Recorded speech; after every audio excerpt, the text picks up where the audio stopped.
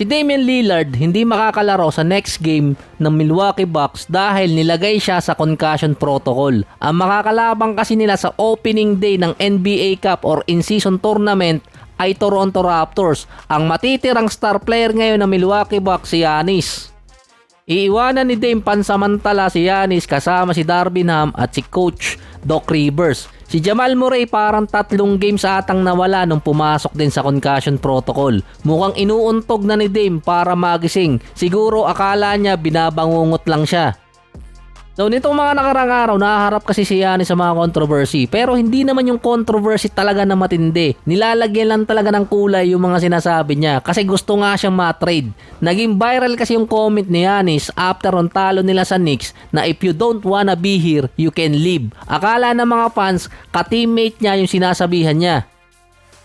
Parang ang pinutol or inedit pa yung video ni Giannis na yun. Ang sinasabihan kasi ni Giannis yung mga reporter sa New York.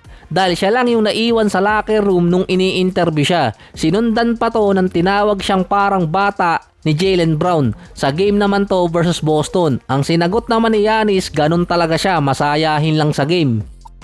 Papasok ng NBA Cup, dumadami yung mga trade rumors kay Giannis, dumadami din yung mga players na merong injury. Pero sa ngayon, ang frontrunner pa rin na makakuha kay Giannis via trade ay Brooklyn Nets. Nasabi ko na si Schroeder masasama talaga sa trade rumors. Nireport agad na posibleng bago yung deadline maalis siya or ma-trade siya paalis ng Brooklyn. So nung last episode sinabi ko ito yung magiging value ni Giannis via trade pagdating sa draft picks. Ang posibleng makuhang draft picks ng Milwaukee Bucks ay nasa 3 hanggang 4 na first rounder. Yung second rounder hindi pa alam kung ilan. Ang posible pa maging involved kung sakaling iti-trade ng Bucks si Giannis ay 17 draft picks. Kasama na dito yung ibang teams pa na sasali. Ito kasi yung record sa NBA na 17 draft picks ang naging involved sa isang trade para sa isang superstar. Ang Brooklyn Nets pa merong 4 na 2025 first round pick. Yung first rounder ng Milwaukee sa 2025 nasa Brooklyn yun. Protected pa. Kapag pumatak yun ng 1-4, mariretain ng Bucks yung draft pick nila. Pero pwedeng gamitin nyo ng Brooklyn bilang trade package sa iba. Obvious, hindi kukunin ng Bucks yun kasi protected. Ang pwedeng kunin ng Bucks yung 2025 first round pick ng OKC, Houston at Suns. So hindi ko talaga magets kung saan mapupunta yung draft pick na to. Pero ito yung draft pick ng Clippers na pinag-aagawan ngayon ng 3 team. Pwede maging pang-4 na team dun yung Milwaukee Bucks kung yun ang gagamitin ng Brooklyn Nets.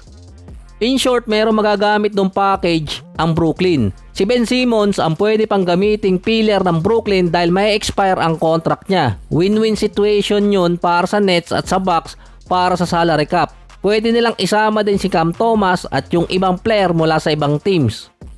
Pangarap naman ni Joe Lacob na makuha si Giannis papuntang Golden State. Iisa lang din kasi ang agency na may handle kay Giannis at kay Steph. Nagkokos din yon para lumipat ang isang player at pwede ding maging cost na hindi makalipat yung player.